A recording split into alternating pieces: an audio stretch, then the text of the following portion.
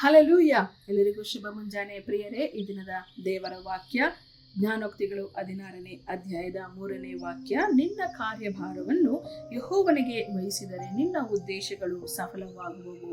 ಹೌದು ಪ್ರಿಯರೇ, ಈ ದಿನದಲ್ಲಿ ನೀವು ಯಾವುದಾದರೂ ಹೊಸ ಕಾರ್ಯವನ್ನ ಮಾಡುತ್ತಿರಬಹುದು ಅಥವಾ ಹೊಸ ಕಾರ್ಯಗಳನ್ನ ನೀವು ಮುಂದುವರಿಸುತ್ತಾ ಹೋಗ್ತಾ ಇರಬಹುದು. ಹೊಸದಾಗಿ ಪ್ರಾರಂಭ ಮಾಡಿದಂತಹ ಕಾರ್ಯಗಳನ್ನ ಮುಂದುವರಿಸುತ್ತಾ ಹೋಗುವಾಗ ನಿಮ್ಮ ಉದ್ದೇಶಗಳು ಒಳ್ಳೆಯದಾಗಿರುವಾಗ ಖಂಡಿತವಾಗಿಯೂ ಅದು ಸಫಲವಾಗುತ್ತದೆ ಪ್ರಿಯರೇ.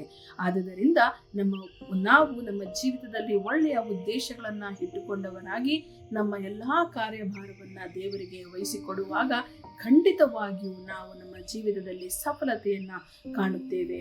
ಪ್ರಾರ್ಥನೆ ಮಾಡೋಣ. ಸ್ತೋತ್ರ ಕರ್ತನೆ, ಪರಿಶುದ್ಧನಾದಂತಹ ನಮ್ಮ ದೇವರೇ, ಅಪ್ಪ, ಈ ದಿನದಲ್ಲಿ ಸ್ವಾಮಿ, ನನ್ನ ಎಲ್ಲ ಸಹೋದರ ಸಹೋದರಿಯರು ಯಾವುದೇ ಕೆಲಸಗಳನ್ನ ಮಾಡುತ್ತಿದ್ದರೂ ಕೂಡ ಅವರ ಜೀವಿತದ ಎಲ್ಲಾ ಕಾರ್ಯಭಾರವನ್ನ ನಿನ್ನ ಕರಗಳಲ್ಲಿ ಒಪ್ಪಿಸಿಕೊಟ್ಟಿದ್ದೇನೆ. ನಿನ್ನ ವಾಕ್ಯವು ಹೇಳುವ ಪ್ರಕಾರ ಅಪ್ಪ, ನಿಮ್ಮ ಒಂದು ಉದ್ದೇಶ ಕರ್ತನೆ ಅವರ ಜೀವಿತದಲ್ಲಿ ನೆರವೇರಲಿ.